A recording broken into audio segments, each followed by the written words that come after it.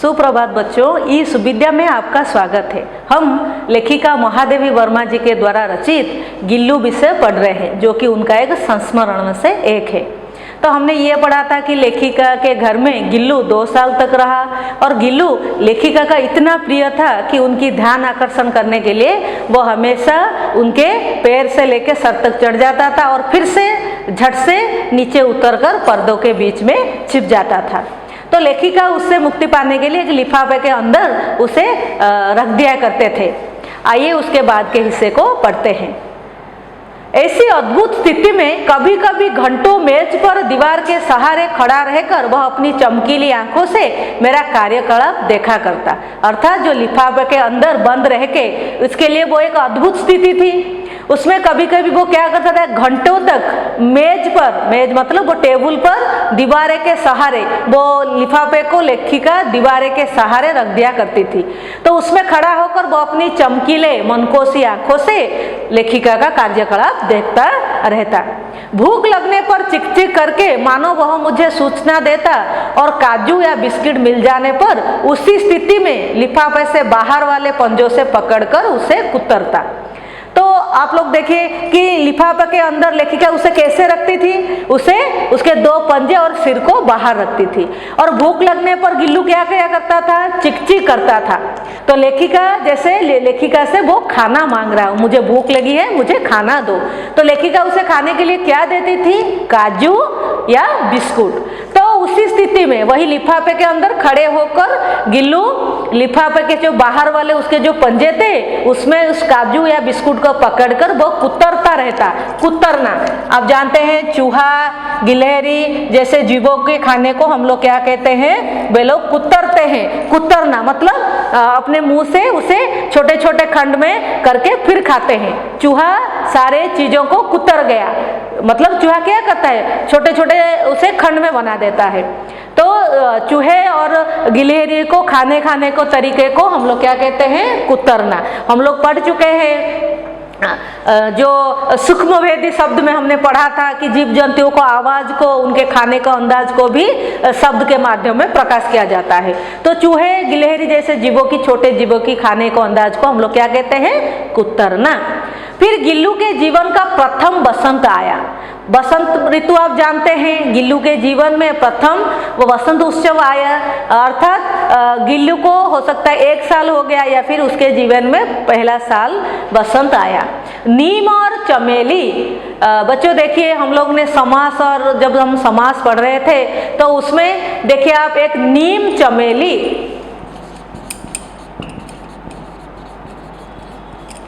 तो नीम और चमेली ये दोनों 2 चीज हैं, 2 अलग अलग चीज।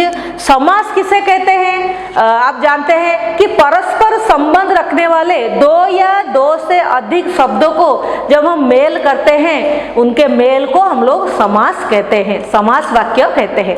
परस्पर संबंधी 2 शब्दों के बीच में संबंध हो या 2 से एकाधिक शब्दों में संबंध हो, और उन शब्दों को जब हम मेल कराते हैं तो उसको हम क्या कहते हैं, समास। तो ये आपको एक शब्द है, लेकिन ये नीम और चमेली 2 शब्दों को लेकर बना हुआ है। और आप ये कौन सा समास है, यह द्वंद्व समास है।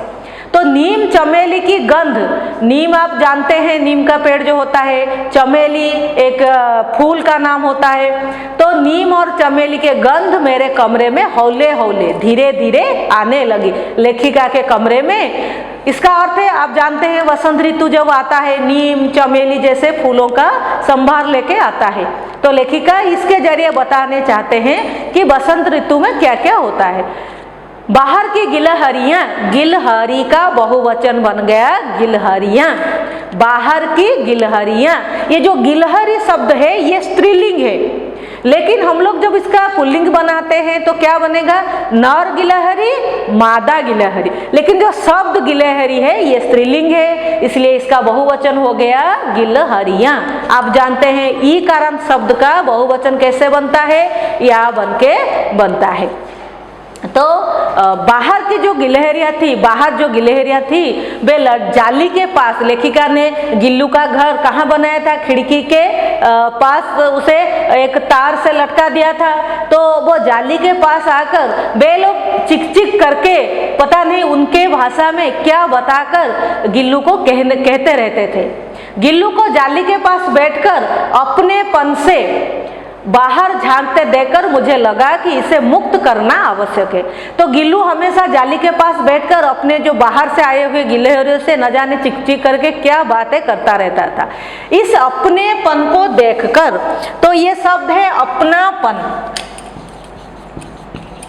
अपनापन का बहुवचन बनके अपनेपन हो गया है। तो अपना शब्द के साथ ये प्रत्यय पन प्रत्यय लगा है। तो आप जानते हैं जो तद्धित प्रत्यय होता है वो संज्ञा, सर्वनाम, विशेषण के भी साथ लगता है। तो यहाँ पर अपना जो शब्द है ये आपका सर्वनाम हो गया, उसके साथ पन प्रत्यय का प्रयोग हुआ है। तो वो अपनेपन से बाहर झांकते देखकर लेखिका को लगा कि वो जो बाहर जो सारे गिलहरियां हैं वो लेखिका के अपने हैं। तो ये सोचकर लेखिका ने उसे मुक्त करना आवश्यक समझा। जो घर में उसको बंद करके रखते थे तो उसे बाहर जाने छोड़ने के लिए लेखिका का मन में इच्छा जागी। मैंने किले निकालकर जाली का एक कोना खोल दिया। आप लोग घर में दिखे होंगे खिड़की में हम लोग जाली कैसे लगाते हैं, चारों तरफ चार किला ठोककर, मतलब कांटा ठोककर, लोहे की जो कांटे होते हैं उसे ठोककर हम लोग जाली लगाते हैं। तो लेखिका ने वो किले निकालकर जाली का एक कोना खोल दिया और उस मार्ग से, मतलब उस राह से गिल्लू बाहर जाने पर सचमुच ही मुक्ति की सांस लेने लगा। तो गिल्लू उसी रास्ते से बाहर आने जाने लगा। लेखिका को लगा कि जैसे गिल्लू बाहर जाकर मुक्ति की सांस, मुक्ति अर्थात स्वाधीनता, खुले में जाना, वो चैन की सांस लेने लगा। इतने छोटे जीव को घर में पले कुत्ते बिल्लियों से बचाना भी एक समस्या ही थी। तो इस छोटे से उनके घर में आप जानते हैं वो जीव जंतुओं से कितना प्यार करते थे। तो उनके घर में कुत्ते भी थे, बिल्लियां भी थे, तो उनसे बचाना भी उनके लिए एक समस्या बन चुकी थी। इसलिए वो चाहते थे कि गिल्लू अब बाहर घूमने लगे और गिल्लू अब मुक्ति की सांस लेने लगे। आवश्यक कागज पत्रों के कारण मेरे बाहर जाने पर कमरा बंद ही रहता है। मेरे कॉलेज से लौटने पर जैसे ही कमरा खोला गया और मैंने भीतर पैर रखा, वैसे ही गिल्लू अपने जाली से द्वार से भीतर आकर मेरे पैर से सिर और सिर से पैर तक दौड़ लगाने लगा। तब से यह नित्य का क्रम हो गया। लेखिका को लगा जाली खोल देने से गिल्लू बाहर चला जाएगा, फिर वापस नहीं आएगा, वो मुक्त हो जाएगा। लेकिन लेखिका जब अपने किसी कार्य से बाहर जाती थी, वो लेखिका थी, कवि थी, इसलिए उनके कमरे में कागज पत्र भरा हुआ रहता था। लेकिन उनके कागज पत्र को कोई हाथ ना लगाए, इसलिए उनका कमरा हमेशा ही बंद रहता था। इसलिए लेखिका, आप जानते हैं लेखिका प्रोफेसर थी कॉलेज में। तो कॉलेज से लौटने पर जैसे ही वो कमरा खोलती थी, उनके कमरे में और कोई नहीं आता था, वैसे ही वो देखती थी कि गिल्लू अपने जाली के द्वार से भीतर आ जाता था। और आप तो जानते हैं गिल्लू लेखिका को चौंकाने के लिए क्या करता रहता था, उनके पैर से सिर तक, फिर सिर से पैर तक दौड़ लगाता था।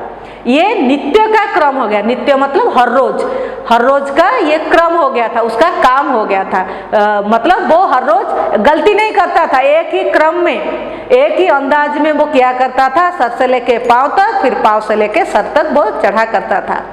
मेरे कमरे से बाहर जाने पर गिल्लू भी खिड़की की खुल जाली के राह बाहर चला जाता और दिन भर गिलहरियों के झुंड का नेता बना हर डाल पर उछलता कूदता रहता और ठीक 4 बजे वो खिड़की से भीतर आकर अपने झूले में झूलने लगता। गिलहरी का झुंड, झुंड मतलब दल। आप जानते हैं जातिवाचक संज्ञा आपने पढ़ा, व्यक्तिवाचक संज्ञा पढ़ा, वैसे ही एक है समूहवाचक संज्ञा।